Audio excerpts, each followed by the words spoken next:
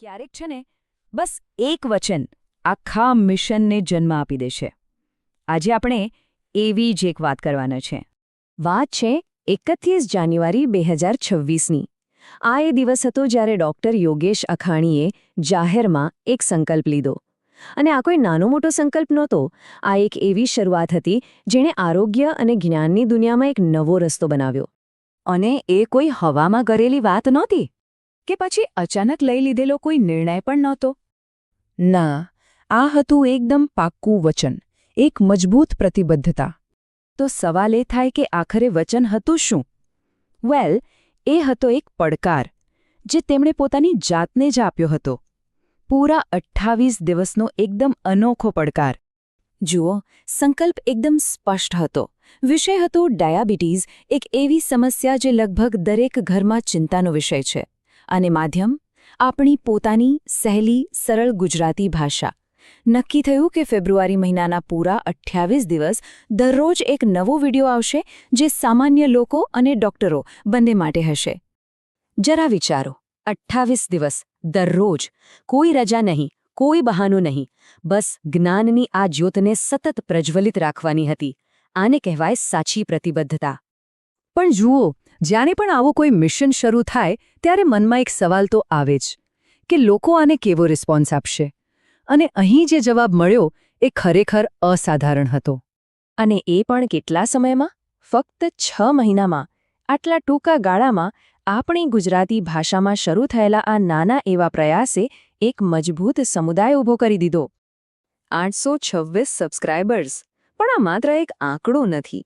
આ 826 લોકોનો વિશ્વાસ છે જે આ મિશન સાથે જોડાયો. અને આ લોકોનો વિશ્વાસ કેટલો ઊંડો હતો ને એ આ આંકડાઓ પોતે જ કહી દે છે. 1200થી પણ વધારે લાઇક્સ, 1300થી વધારે શેર અને 20,000 વ્યૂઝ. અને જુઓ, 630 કલાકનો વોચ ટાઈમ. લોકોએ આટલો બધો સમય આ જ્ઞાન મેળવવા માટે આપ્યો. અને યાદ રાખજો, આ બધું થયું ફક્ત 6 મહિનામાં, અને એ પણ આપણી ગુજરાતી ભાષામાં. આનાથી એક વાત તો સાબિત થઈ ગઈ કે જ્યારે સાચું અને સારું જ્ઞાન પોતાની ભાષામાં મળે ને ત્યારે લોકો એને દિલથી અપનાવે છે. એટલે જ ડૉક્ટર અખાણી કહે છે કે આ માત્ર આંકડા નથી, આ લોકોનો વિશ્વાસ છે, એમની શ્રદ્ધા છે, અને હવે એમના પર આવેલી એક મોટી જવાબદારી છે. અને આ જ વાત આપણને મિશનના એકદમ મૂળ હેતુ પર લઈ જાય છે કે ભાઈ, માતૃભાષામાં વૈજ્ઞાનિક જ્ઞાન પહોંચાડવું આટલું બધું જરૂરી કેમ છે? આપણે ક્યારેય વિચાર્યું છે કે મેડિકલ સાયન્સ જેવી અઘરી લાગતી માહિતીને સમજવામાં ભાષા કેટલી મોટી અડચણ બની શકે છે? જો, એક તરફ શું હોય છે? મેડિકલ જાણકારી એટલે ભારેખમ અંગ્રેજી શબ્દોનો મારો જે મોટાભાગના સામાન્ય લોકોના માથા પરથી જાય. પણ બીજી તરફ છે ડૉક્ટર અખાણીનું આ મિશન, જેનો હેતુ એકદમ સીધો અને સરળ છે. વિજ્ઞાનને પૂરી પ્રામાણિકતા અને સરળતા સાથે સ્પષ્ટ ગુજરાતીમાં લોકોના ઘર સુધી પહોંચાડવો. બસ જ્ઞાન વચ્ચેની આ દિવાલને તોડી પાડવાનો આ એક નિષ્ઠાવાન પ્રયાસ છે. તો ડાયાબિટીસ પર આટલી મોટી સફળતા મળી, પણ આ સફર અહીં અટકવાની નહોતી. હવે તો એક નવું અને કદાચ એનાથી પણ વધારે રોમાંચક પ્રકરણ શરૂ થવા જઈ રહ્યું હતું, અને એ વિષય હતો આપણું મગજ. અને આ માટે પણ એક નવી પ્રતિબદ્ધતા લેવાઈ. તારીખ હતી 2 માર્ચથી 31 માર્ચ. ફરીથી એ જ નિયમ, દરરોજ એક વિડિયો. અને આ વખતે વિષય હતો બ્રહ્માંડની સૌથી જટિલ અને અદ્ભુત રચના, આપણું સેન્ટ્રલ નર્વસ સિસ્ટમ. આ નવી શ્રેણીમાં એવા બધા સવાલોના જવાબ શોધવાનો પ્રયાસ થશે જે આપણા બધાના મનમાં ક્યાંક ને ક્યાંક ચાલતા હોય છે. જેમ કે વિચારો ક્યાંથી આવે છે?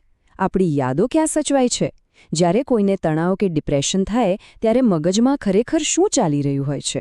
આ ઓવરથિંકિંગ કેમ થાય છે? આ બધા ઊંડા રહસ્યો હવે આપણી પોતાની ભાષા ગુજરાતીમાં ખુલવાના હતા.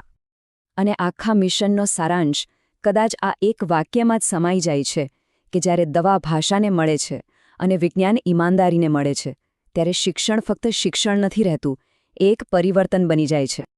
અને અંતે એક સવાલ સાથે આપણે અહીં અટકીએ.